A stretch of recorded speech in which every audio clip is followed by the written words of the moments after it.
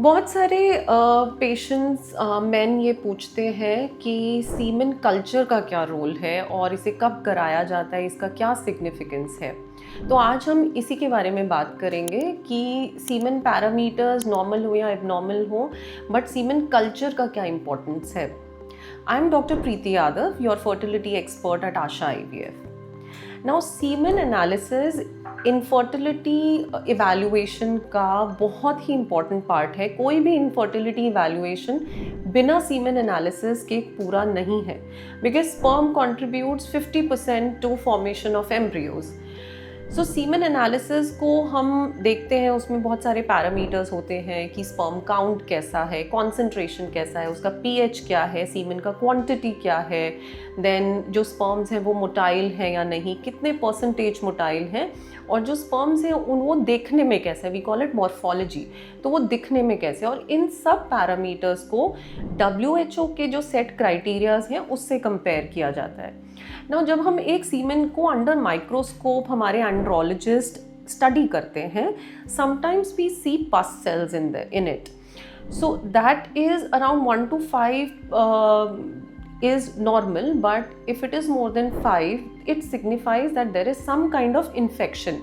Now हमें पस sales दिखते हैं, हर बार बैक्टीरिया या जो भी पैथोजन कॉज करता है इन्फेक्शन वो हमें अंडर माइक्रोस्कोप नहीं विजिबल होता है, it's only the pus cells. So pus cells are an indication कि कुछ इन्फेक्शन है। सो जब भी हमें सीमेन एनालिसिस में पस सेल्स की क्वांटिटी मोर देन 5 मिलती है, we suggest semen culture. Now this culture is done for around 48 hours। उसे कल्चर किया जाता है, देखा जाता है कि उसमें कोई बैक्टीरिया ग्रो तो नहीं कर रहा है।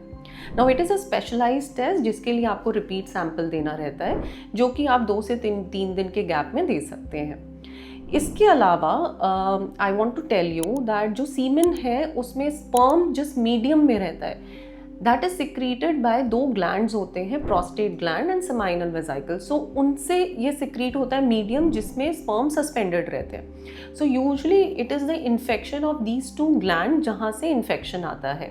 So by culture we can identify कि कौन सा ऑर्गेनिज्म ये इन्फेक्शन कॉज कर रहा है, और फिर प्रॉपर एंटीबायोटिक सेंसिटिविटी टेस्ट होता है, और प्रॉपर एंटीबायोटिक ट्रीटमेंट के साथ ये इन्फेक्शन प्रॉपर तरीके से ठीक हो भी सकता है। And only that the culture has to be done by a standard lab so that हमें वो correct antibiotic पता चले कि क्या आपको देना ही है। So also अगर जब इन्फेक्शन है और पस सेल्स रिलीज हो रहे हैं, so इससे हमारे रिजल्ट पे क्या फ़र्क पड़ता है।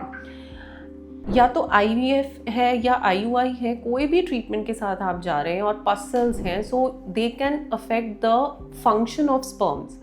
ऑक्सीडेटिव स्ट्रेस बढ़ जाता है, DNA डैमेज बढ़ता है स्पर्म्स में, और स्पर्म के फंक्शन को भी फ़र्क पड़ता है। So yes, if there is infection in the semen it can directly affect the results.